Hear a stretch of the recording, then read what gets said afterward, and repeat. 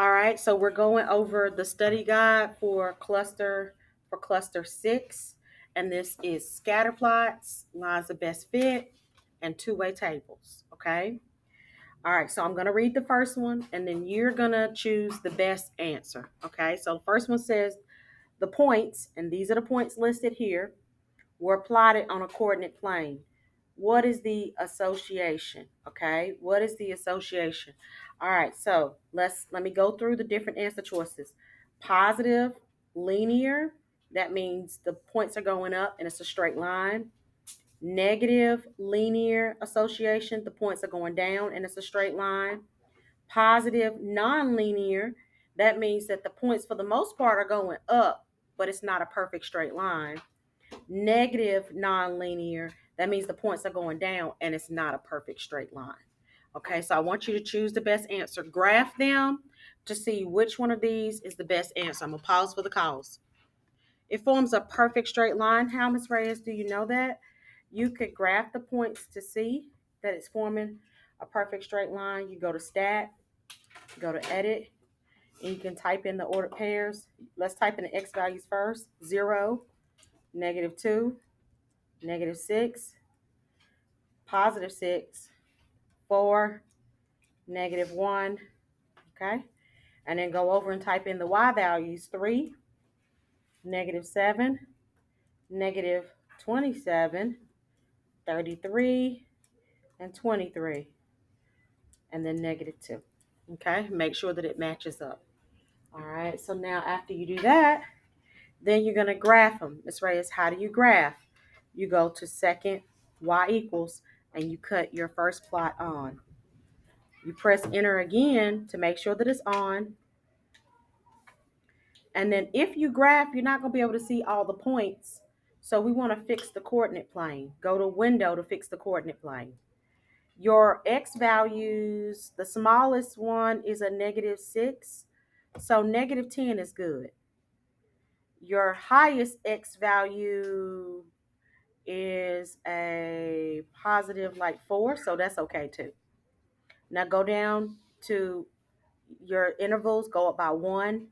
Your lowest y value, you got 3 here, -7. Oh, it all goes all the way down to -27. So change this to negative, at least -30.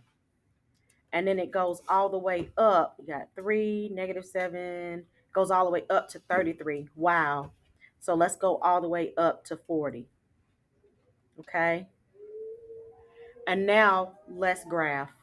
So when we graph, this is what we get. Oh, Miss Reyes, you got a line, a graph. Let's take that out. Okay, and then this forms a perfect straight line going up. So since it forms a perfect straight line going up, it's positive linear relationship. It is A. Okay. All right. Number 2, I'm going to read and you choose the best answer. It says, which statement is true about the scatter plot? All right. So this is the first, graph 1, graph 2. Graph 1 shows a strong relationship. Graph 2 shows a weak. Graph 2 shows a strong relationship. Graph 1 shows a weak. Graph 1 shows a negative correlation. Graph 2 shows a positive correlation. Graph 2 shows a negative correlation. Graph 1 shows a positive correlation. Choose the best answer. I'm going to pause for the calls. Okay, so the answer here is going to be C. C is going to be the answer here. And I let you use my pencil, so now I gotta find another pencil. Bless it assurance.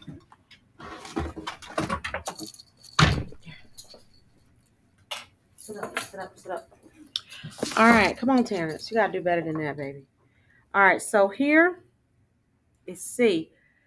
Graph 1 shows a negative correlation. The points are going down.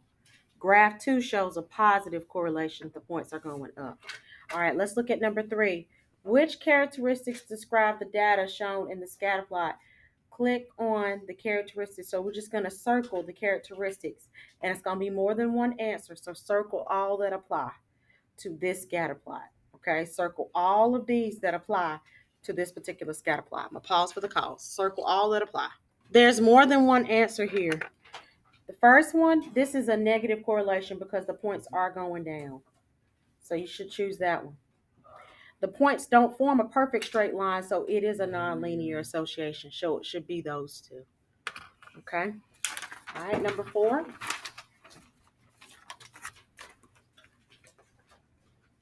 The scatter plot shows the amount Sarah earns from different hours that are worked.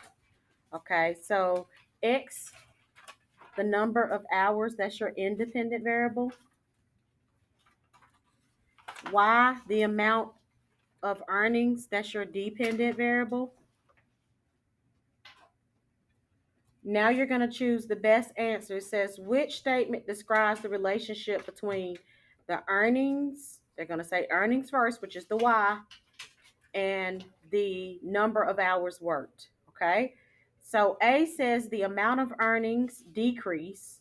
So does Y decrease? And the number of hours increase. If you think this is true, then circle this one. The number of earnings increase, Y increase, the number of hours increase, X increase. If you think it's true, circle that one. The amount of earnings stay the same as the number of hours increase. If you think that's true, circle it. There is no relationship between earnings and the number of hours. I'm going to pause for the calls. Choose the best answer. All right, most of us got this one right. The answer here is B. The amount of earnings, Y is increasing. You're used to hearing it the other way, but it's still X increase, Y increase. They're both increasing. No matter which way they write it, they're both increasing. So B is your answer. Okay, let's look at number 5. A science experiment involves measuring the effective dosage of fertilizer on the growth of a plant. So how much fertilizer, measuring out the fertilizer, and also measuring the growth. So along the bottom, they put units of fertilizer. That's X. This is your independent variable. And the growth of the plant is your dependent. Okay. So it's saying the points from the data, the data points from the experiment are shown in the graph. Select the point. So I want you to circle the point that is the outlier. We'll pause for the calls. So you're going to circle the one point that is the outlier. The outlier is going to be this point right here. It's going to be this point right here. All right, let's look at the next one. It says we're going to write the equation that represents the line of best fit. So you're going to graph these. Let me show you an easy way to draw the line.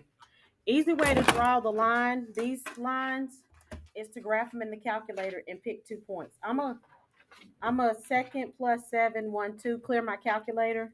I want you to do the same.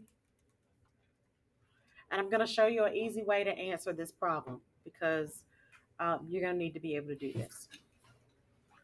Okay, so we're gonna type in the first equation. Go to y equals, and we're gonna type in the fraction 1/2, then x. Please type that in. Come on, type it in. One, sit up. Type this in, baby. Just change. No sun in here. Bless your little point here. Very good, baby. Got it. 1/2 x. 1/2 x. Make sure you put the parentheses. Put the fraction in parentheses.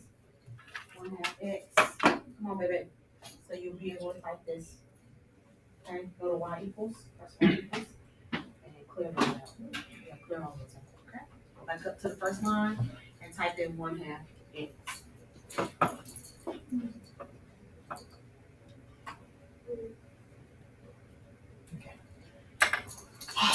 All right, here we go.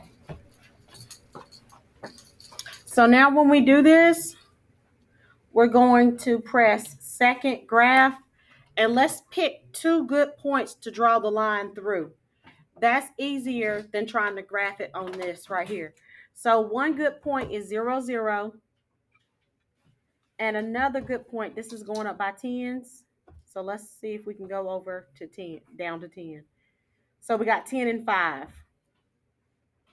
So look, draw a line through these points. Stretch the straight line this way. This right here is not a good line of best fit. Okay, you see how I just pick two good points and draw a line? Most of the points are above it. You need a line that's going this way. So no, this is not a good line. You're going to mark out A.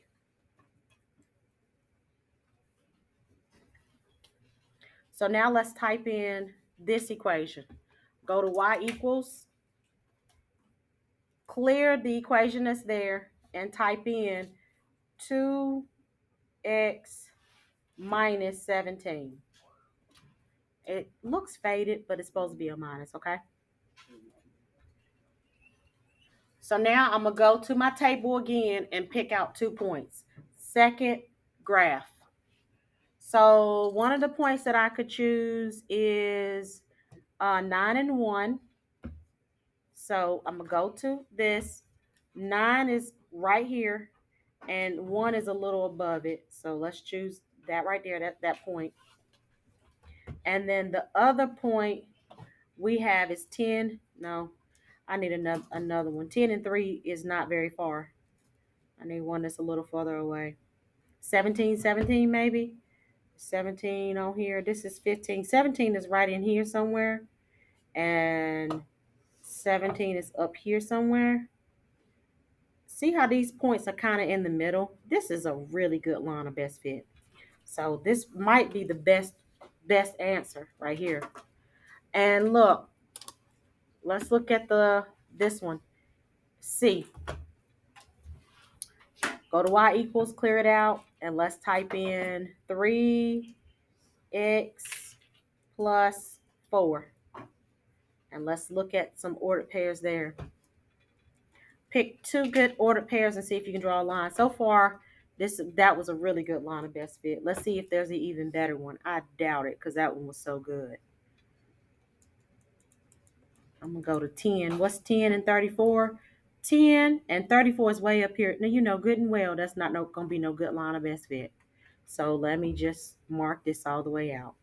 And then this one is plus 20. If you're starting at 20 way up here, there's no way that this is going to be a good line of best fit. So no, the best answer there is B. The best answer is going to be B. Okay. So again, if you're doing this, instead of using this graph to actually graph and you can't count rise over run, type it in the calculator, go to second graph and pick 2 points to draw a line through and see if that line is going to be a good line of best fit. That's the easiest way to do it. All right, number 7. Okay, you're going to do this again with number 7. The graph shows the amount of money in Sarah's savings account over the months. Which equation is a good line of best fit? Okay, guys, look. What kind of correlation is number 7? We can do this without doing a whole bunch of work. It's negative. That means your slope is going to be a negative number. If it's a negative correlation, your slope is going to be a negative correlation. And look, the line needs to start up here. So your starting amount needs to be a high number up here and then go down. Okay, so your M is going to be a positive number. We're going to look for a positive number. And your y-intercept should be a really high number, 4,000 and some change, okay? It should be a really high number, 4,000 plus. All right, so let's eliminate some answers. Let's look at slope first. Slope here is a negative number, okay? But the y-intercept here is only 400 and some change. Mark it out. Slope here is not negative, it's positive. Mark it out. Slope here is positive. Mark it out. Slope here is negative. Yes, slope is negative. And look, the y-intercept is 4,000 and some change. D is the best answer here. So you don't even have to sit up. You don't even have to really, you can use your context clues to figure out what the line of best fit is by knowing about where your line should go. Any questions about number 7? Number 8.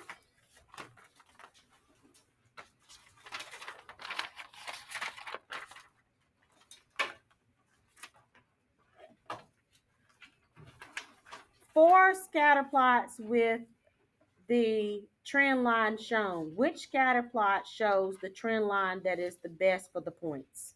So you choose your best answer here. Circle the one that you think shows the best line of best fit. The best line of best fit. That's a double negative, ain't it? All right, so the best answer here is going to be C. All right, this line is in the middle of those points. So C is the best answer. Number 9, the scatter plot shows the number of cell phone subscribers in the United States since 1998. Okay, so since 1990, so this year, the 0 year is 1998. Okay, and then 2 years after that, so we got 98, 99 is in the middle, then 2000, 2001, 2002, 2003, 2004, 2005, 2006, 2006, 2007 is that 10th year. Okay, so that way you know it's going up every 2 years. The starting year right here is 1998. So please make sure you understand that the 0 year is 1998. It says, which best describes the data for the scatter plot? Okay, so I'm going to read the choices and you choose the best one. It says in 1998, there were about, this year right here, there were about 60 million cell phone subscribers. Okay. In 1999, that's the year right beside it, there were about 90 million cell phone subscribers. Okay. The number of cell phone subscribers increased by about 20 million per year. Sorry. The number of cell phone subscribers increased by about 40 million per year. So your line of best fit, is somewhere in here. So based on the line of best fit, which is we're estimating, which one of these do you think is going to be the very best description for the scatter plot? Circle it, and then I'm going to see if you get the right answer. I'm pause for the call. So let's figure out which one. Our line of best fit is going to be in here somewhere. Okay, so in the starting year is 1989. So starting year is right here.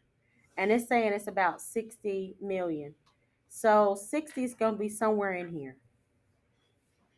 So is that about right? This is about right. It's a possible answer. 1999, 90. So 99 here. 80 is right in here somewhere. 90 is a little above. I could see how that's. Oh man, those are way too close. Yeah, this is a hard answer. I really do understand why you chose B. The answer they say is A, but I completely understand why you chose B. Okay, so I'll give you credit for that because B is a really good answer. The rest of them, no, not so much. All right, number 10. The scatter plot shows the cost of the postage stamp since 1968. Okay, so the 0 year, put this here, is 1968. So this is 1968, and from there it just goes up. So the 0 year is 1968. In 1968, X is equal to 0. And then the next year, 1969 is 1, 1970 is 2, and so on and so forth. Which best is the best description for the data? So we're going to do this again. In 1968, the cost of the postage stamp was a penny. Okay. In 1968, it's the starting year again, the cost of the postage stamp is 6 cents. The cost of the postage stamp increased by a penny each year. The cost of the postage stamp increased by 6 cents each year. Okay, so draw a fake line of best fit right in here somewhere. Draw a fake line of best fit to see which one of these answers is the best description for the scatter plot. Pause for the cause. This is number 10. Okay, most of us got this one right. It's hard to look and see if it's the rate, what the rate of change is. So I would almost eliminate these answers because that's a harder thing to do. I don't think that they would ask you to find the rate of change unless they gave you like some clear good points. Okay, so these are answers that you can basically almost eliminate. So either the starting amount is going to be a good old penny, or the starting amount is going to be 6 cents. And a penny would be way down here. 6 cents is right in here somewhere. So our answer is going to be the 6 cent. Okay. All right. The next one. It says the scatter plot below shows the mean. That mean in this case is average temperature. Okay. In elevation in Nevada. So about what the temperature is in Nevada. All right. So it says, what's the best description for this scatter plot? Keep in mind, draw an imaginary line of best fit. Okay, what kind of correlation is this? It's a negative correlation. So that means your M should be about a negative number and your Y-intercept should be somewhere in here somewhere. Okay, so those are things to think about when you're reading and trying to figure out what is the best answer for a line of best fit. Okay, the cause for the cause. Oh, and let me slide it down a little bit. What do you think this one would be? The Y-intercept. Which one do y'all think this would be? What letter choice are y'all thinking? Because I don't think that they got this one right.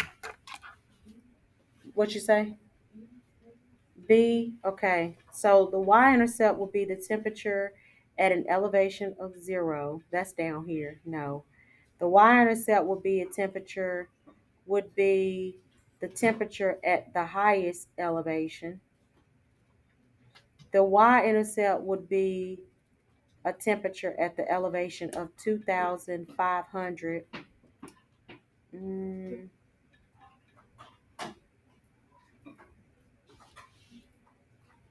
This is elevation. Oh, elevation is on the bottom.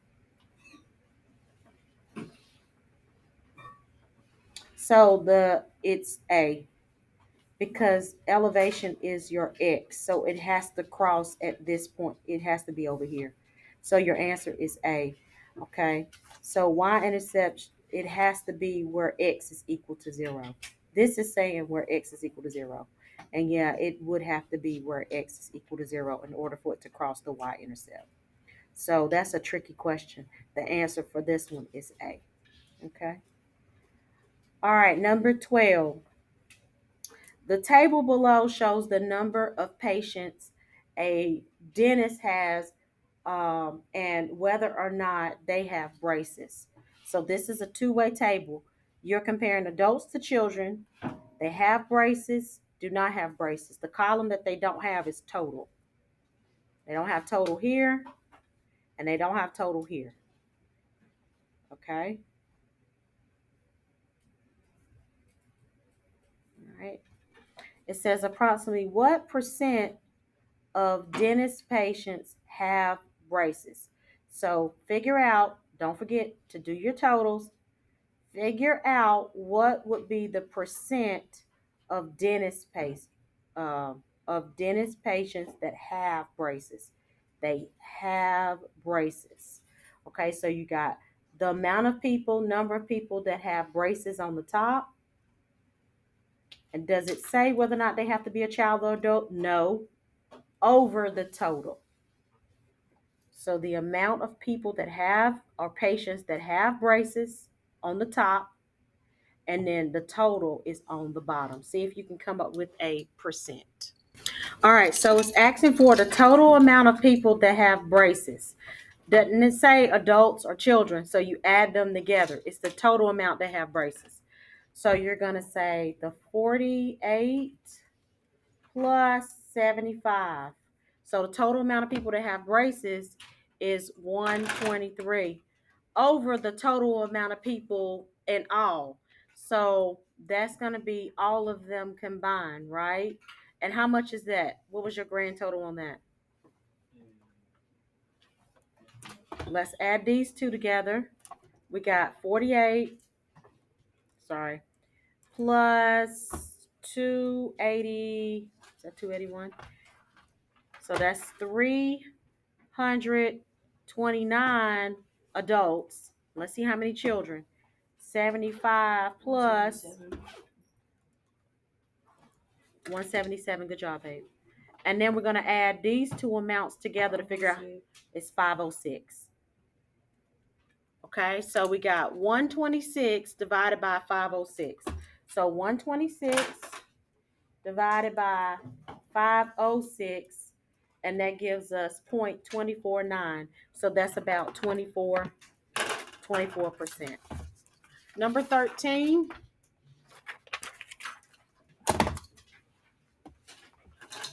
See if you can do 13 and 14 on your own. 13 and 14, please do on your own.